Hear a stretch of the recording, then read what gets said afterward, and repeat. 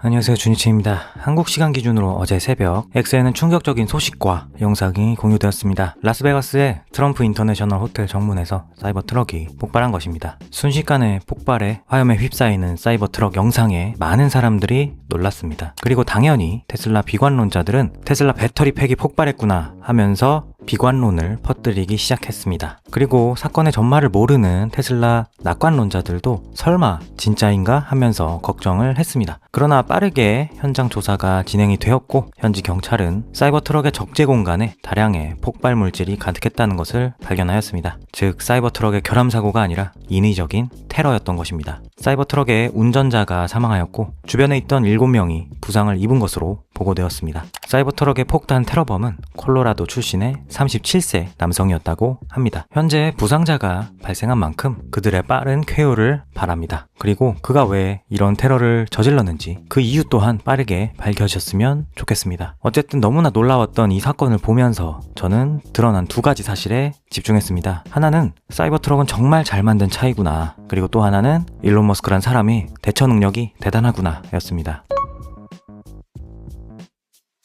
이번 사건으로 주목받은 것은 사이버 트럭의 견고함이었습니다. 사이버 트럭은 커다란 폭발 이후에도 차체가 찌그러지거나 하는 것 없이 그대로의 모습을 보여주었습니다. 혹자는 사이버 트럭이 할 수 있는 최고의 광고였다 라며 농담을 하기도 했습니다. 또 다른 누군가는 폭탄조차도 부술 수 없는 차라는 문구로 사이버 트럭의 광고 이미지를 만들기도 했습니다. 사고 담당 경찰은 브리핑에서 사이버 트럭 덕분에 실제로 피해가 축소되었습니다. 대부분의 폭발력이 트럭의 구조 덕에 주변으로 확산되지 않고 위로 올라갔습니다. 따라서 바로 옆 트럼프 호텔의 유리문은 폭발로 깨지지 않았습니다. 라며 사이버 트럭의 구조가 피해를 최소화하는데 도움을 주었다고 공식적으로 확인해 주었습니다. 일론 머스크도 이에 대해서 사악한 멍청이들은 테러 공격을 위해 잘못된 차량을 선택했습니다. 사이버 트럭은 실제로 폭발을 억제하고 위쪽으로 향하게 했습니다. 라고 말하였습니다. 당연히 하부에 있는 배터리 팩에 불이 붙지 않았으며 열폭주는 일어나지 않았습니다. 적재함에서 폭탄이 터진 것인데도 말입니다. 가만히 주차 중이거나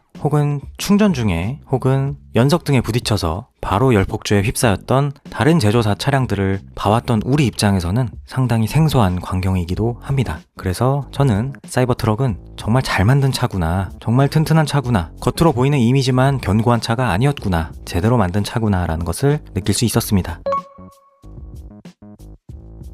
이 사건에서 또한 빛이 났던 것은 바로 일론 머스크의 대처 능력이었습니다. 사건은 한국 시간 기준 새벽 2시에서 3시 정도에 발생한 것으로 보입니다. 그리고 해당 뉴스가 X에 공유가 되었고요. 오전 5시 51분에 일론 머스크는 테슬라의 고위팀이 해당 폭발 사건의 조사를 진행 중이라는 글을 공유하였습니다. 그리고 얼마 지나지 않아 오전 7시 12분에 조사팀의 원격 측정 결과를 공유하면서 차량 문제가 없다라고 컨펌을 해주었습니다. 사고 발생 후 최고 경영자가 사태를 파악하고 조사를 지시하고 사고의 원인까지 명확하게 밝혀주는데 채 몇 시간이 걸리지 않은 것입니다. 사고 발생 시점 기준으로도 5시간이 걸리지 않았고 최초 조사 지식을 이후로는 1시간 30분도 걸리지 않았습니다. 이것이 일론 머스크와 X의 신속성, 효율성을 보여주는 것이라고 저는 생각합니다. 덕분에 사이버 트럭의 소유자들과 테슬라 투자자들은 빠르게 안심을 할 수 있었습니다. 그리고 무엇보다 확산되고 있던 악성 기사들의 더 많은 확산을 막을 수 있었습니다. 전 이걸 보면서 이것이 바로 테슬라이고 일론 머스크구나 라는 생각을 했습니다. 다른 회사였다면 이렇게 빠르지 않았을 것이라고 생각합니다. 예를 들어서 국내에서 일어났던 충주 수소버스 폭발 사고를 기억하실 것입니다. 일주일 정도 전에 일어난 안타까운 사고인데요. 그 사고로 인해서 30대의 젊은 친구가 크게 다쳤다고 합니다. 제가 알기로는 얼굴 부위를 크게 다쳤다고 하는데요. 일주일이 지났습니다. 아직 명확한 원인이 밝혀지지 않았습니다. 그냥 차에는 이상이 없었다 정도 멘트만 나왔을 뿐입니다. 왜 그런 사건이 발생했는지 알려주는 보도는 찾아보기가 힘듭니다. 아마 사람들의 관심 밖에서 멀어질 때쯤 명확한 원인이 나오지 않을까 생각을 합니다. 이게 이 회사라서 문제는 아니고 대부분의 일반적인 회사들에서 사고가 발생했을 때 다 똑같이 오래 걸리지 않습니까? 그런 것에 익숙한 제 입장에서는 이번에 일론 머스크의 대응 능력을 보면서 한 번 더 감탄을 할 수밖에 없었습니다.